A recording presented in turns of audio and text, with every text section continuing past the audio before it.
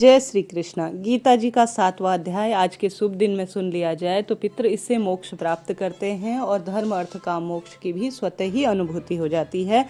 आइए शुभ अवसर पर गीता जी का 7वां अध्याय श्रवण कर लेते हैं। आज सर्वश्रेष्ठ गीता जयंती है। आज के दिन ही गीता अर्थात श्रीमद् भगवद गीता का प्रादुर्भाव हुआ था भगवान श्री कृष्ण के मुख से। और कल अखंड द्वादशी है अर्थात 2 दिसंबर को अखंड द्वादशी है। अखंड द्वादशी के दिन कोई कार्य किया जाए तो सदा सर्वथा वह हमारे साथ चलता है, कभी खंडित नहीं होता। तो एकादशी और द्वादशी दोनों तिथि पर आप पितरों के लिए सर्वश्रेष्ठ रूप में गीता जी का 7वां अध्याय सुने। जब श्रीमद् भगवद गीता का प्रादुर्भाव हुआ था तब कहा जाता है इस दिन गीता का कोई ना कोई श्लोक पढ़ना चाहिए, श्रीमद् भगवद गीता का श्रवण करना चाहिए, साथ के साथ गीता का 7वां अध्याय सुना जाए तो यह तो परम तत्व की अनुभूति कर आरंभ करते हैं। पूरा वीडियो सुनिएगा, बस आपसे यही अनुरोध है। पहले इसको सुनने की एक सरल सी विधि है। संभव हो तो मंदिर में बैठकर या किसी साफ सुथरे स्थान पर एक जल का लोटा रखकर उसमें थोड़ा काले तिल डालकर पितरों का ध्यान करते हुए इसे श्रवण करते हैं तो अति उत्तम होता है। किसी कारण से अगर विशेष स्थान पर बैठकर जल का लोटा रखकर उसमें काले तिल रखकर आप विशेष तरीके से नहीं सुन पाते हैं तो साधारण सरल तरीके से जिस भी स्थान पर बैठे हैं वहां पर अपने पितरों का ध्यान करें और प्रार्थना करें। प्रार्थनाओं में बहुत बल होता है। आप कहें कि हे श्री नारायण, आज की शुभ तिथि पर हे महादेव, आज मैं गीता के 7वें अध्याय का श्रवण करने जा रही हूँ। मेरे पितरों का तारण हो और उनकी कृपा से मेरे जीवन में वंश वृद्धि हो, रोग दोष कष्ट संकट पीड़ा से परिवार को मुक्ति मिले।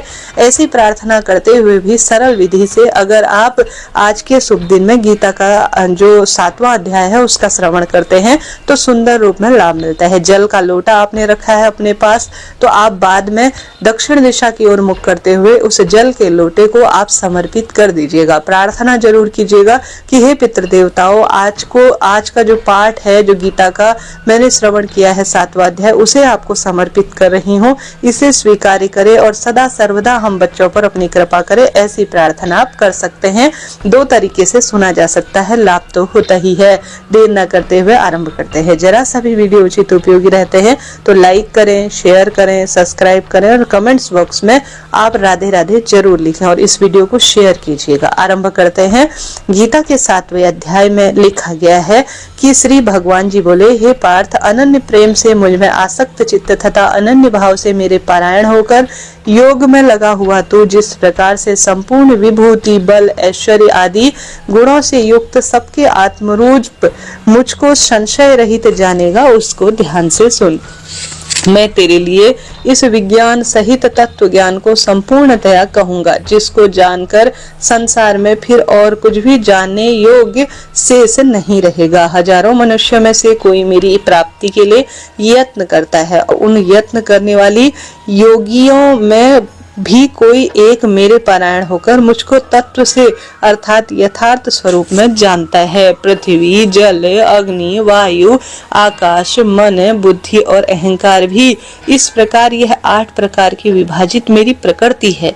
यह 8 प्रकार के भेदों वाली तो अपरा अर्थात मेरी जड़ प्रकृति है।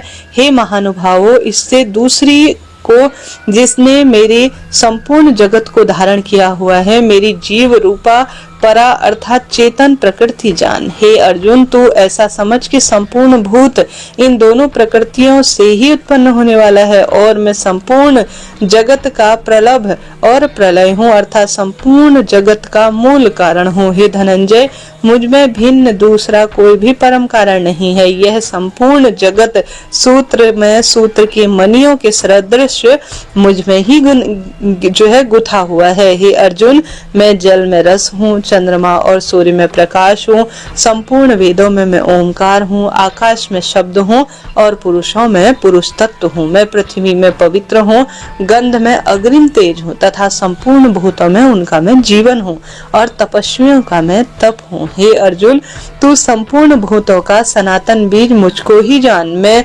बुद्धिमानों की बुद्धि और तेजस्वियों का तेज हूँ। हे भरत श्रेष्ठ, मैं बलवानों का आशिक्त और कामनाओं से रहित बल अर्थात सामर्थ्य हूँ और सब भूतों में धर्म के अनुकूल अर्थात शास्त्रों के अनुकूल काम में हूँ और मैं भी सत्व गुण से उत्पन्न होने वाले भाव हैं और जो रजोगुण तथा तमोगुण होने वाले भाव हैं उन सबको तू मुझसे ही होने वाले ऐसा जान, परंतु वास्तव में उनमें मैं और वह मुझ में नहीं है। गुणों के कार्य रूप सात्विक, राजस और तामस, इन तीनों प्रकार के भावों से यह संसार प्राणी समुदाय मोहित हो रहा है।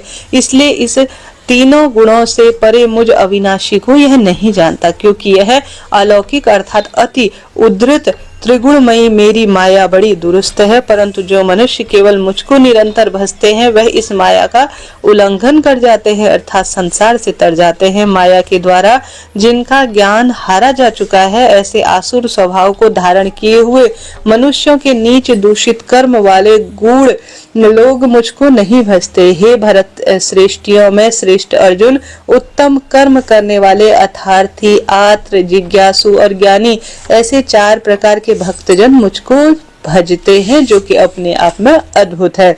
उनमें नित्य मुझ में एकाकी भाव से स्थिर अनन्य भक्ति भाव वाला ज्ञानी भक्त अति उत्तम है, क्योंकि मुझको तत्व से जानने वाले ज्ञानी को मैं अत्यंत प्रिय हूँ और वह ज्ञानी मुझे अत्यंत प्रिय है। हे ये सभी उदार हैं। प्रिय श्रोताजनों, आप सुन रहे होंगे जरूर, मैं आशा करती हूँ आप यहाँ तक सुन रहे हैं तो कमेंट्स बॉक्स में जय श्री कृष्ण, राधे राधे लिख दीजिए। आनंद की अनुभूति हो रही है मुझे पढ़ने में और आपको सुनाने में। आप यहाँ तक है तो बताइएगा जरूर। आप कमेंट्स में बता सकते हैं कि मैं क्या सुन रही हूँ, क्या पढ़ रही हूँ और कहाँ पर दीदी मैं सुन पा रही हूँ। आप सुन रहे हैं, आपका धन्यवाद और आभार। तो आगे बढ़ते हैं। भगवान कहते हैं ये सभी उदार है, परंतु ज्ञानी तो साक्षात मेरा ही स्वरूप है, ऐसा मेरा मत है। क्योंकि यह मतगत मन बुद्धि वाला ज्ञानी भक्त अति उत्तम गति स्वरूप मुझ में ही अच्छी प्रकार से स्थित है। बहुत जन्मों के अंत के जन्म में तत्व ज्ञान को प्राप्त पुरुष सब कुछ वासुदेव ही है, इस प्रकार मुझको भजता है। और महात्मा वह अत्यंत दुर्लभ है। उन भोगों की कामना द्वारा जिनका ज्ञान हरा जा चुका है, वह लोग अपने स्वभाव से प्रेरित होकर उस नियम को धारण करके अन्य देवताओं को भजते हैं अर्थात पूजते हैं। जो सकाम भाव जिस देवता के स्वरूप को श्रद्धा से चाहता है, उस भक्त की श्रद्धा को मैं उसी देवता के प्रति स्थिर कर लेता हूँ। यह पुरुष उस श्रद्धा से युक्त होकर उस देवता का पूजन करते हैं और उस देवता से मेरे द्वारा विधान किए हुए उन इच्छित भोगों को निसंदेह प्राप्त करता है। परंतु उन अल्प बुद्धि वालों का वह फल नाशवान है तथा वह देवताओं को पूजने वाले देवताओं को प्राप्त होते हैं और मेरे भक्त चाहे मुझे जैसे भी भजे अंत में मुझको ही प्राप्त होते हैं। बुद्धिहीन पुरुष मेरे अनुत्तम अविनाशी परम भक्त भाव को न जानते हुए मन इंद्रियों से परे मुझ सच्चिदानंद परमात्मा को मनुष्य की भांति जमकर भक्ति भाव को प्राप्त करता हुआ मानते हैं। अपनी योग माया से छिपा हुआ मैं उनके प्रत्यक्ष नहीं होता हूँ, इसलिए यह अज्ञानी जन समुदाय मुझ जन्म रहित अविनाशी परमेश्वर को नहीं जानता अर्थात मुझको जन्मने और मरने वाला समझता है, जबकि मैं अविनाशी हूँ। हे अर्जुन, पूर्व में व्यतीत हुए तथा वर्तमान में स्थित तथा आगे होने वाले सब भूतों को मैं जानता हूँ, परंतु मुझको कोई भी श्रद्धा भक्ति रहित पुरुष नहीं जानते हैं। हे भरतवंशी अर्जुन, संसार में इच्छा, ईर्ष्या और द्वेष से उत्पन्न सुख दुख आदि द्वंद्व रूप से मोह से संपूर्ण प्राणी अत्यंत अज्ञानता को प्राप्त हो रहे हैं, परंतु निष्काम भाव से श्रेष्ठ कर्मों का आचरण करने वाले जिन पुरुषों का पाप नष्ट हो चुका है, वे राग द्वेष जनित द्वंद्व रूप मोह से मुक्त दृढ़ निश्चयी भक्त मुझको सब प्रकार से भजते हैं। जो मेरे शरण होकर जरा और मरण से छूटने के लिए यत्न करते हैं, वह पुरुष उस ब्रह्मा को, संपूर्ण आध्यात्म को, संपूर्ण कर्म को जानते हैं। जो पुरुष अधिभूत और अधिदैविक के सहित तथा अधियज्ञ के सहित अर्थात सबका आत्मरूप मुझे अंत काल में भी जानते हैं, वह युक्त चित्त वाले पुरुष मुझे जानते हैं अर्थात मुझे प्राप्त हो जाते हैं। प्रिय श्रोताजनों, इस तरह से यह गीता का 7वां अध्याय पूर्ण हुआ। बोलिए श्री कृष्ण भगवान की जय।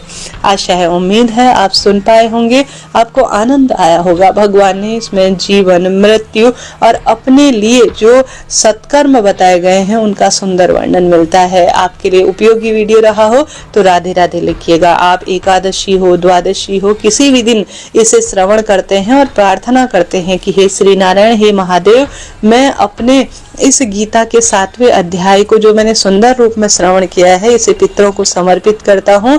आज किए गए दीप दान, अन्न दान, जल दान, भूदान, गोदान, वस्त्र दान, जो मैं अपनी इच्छा शक्ति सामर्थ्य अनुसार व्रत उपवास कर पाया हूँ, पूजा भक्ति की है, उसे मैं अपने पितरों को समर्पित करना चाहता हूँ। इसे स्वीकार करें और पितरों का तारण करें, ऐसी प्रार्थना करते हुए आप श्रेष्ठ कार्य करते हैं। तो आज किया गया नाम जप, भक्ति, व्रत कथा जो सुनी है, जो आपने पुण्य अर्जित किए हैं, वह आपके पितरों को सदा सर्वदा प्राप्त हो जाते हैं, ऐसा शास्त्र वर्णन कहता है। तो इस तरह से यह बात थी, मैंने आपको सुनाई। आपके लिए उपयोगी रही हो वीडियो तो राधे राधे लिखिएगा। और साथ ही आप ब्राह्मण दक्षिणा देना चाहते हैं आज की शुभ तिथि पर, तो ऊपर जो है नंबर दिया हुआ है, इस पे आप पे इत्यादि कर सकते हैं, या अपने आसपास पंडित ब्राह्मण जी को भी दान में दे सकते हैं। अपनी इच्छा अनुसार कार्य कीजिएगा। बस आप लाइक करें, शेयर करें और राधे राधे लिखना ना भूलें। हर हर महादेव।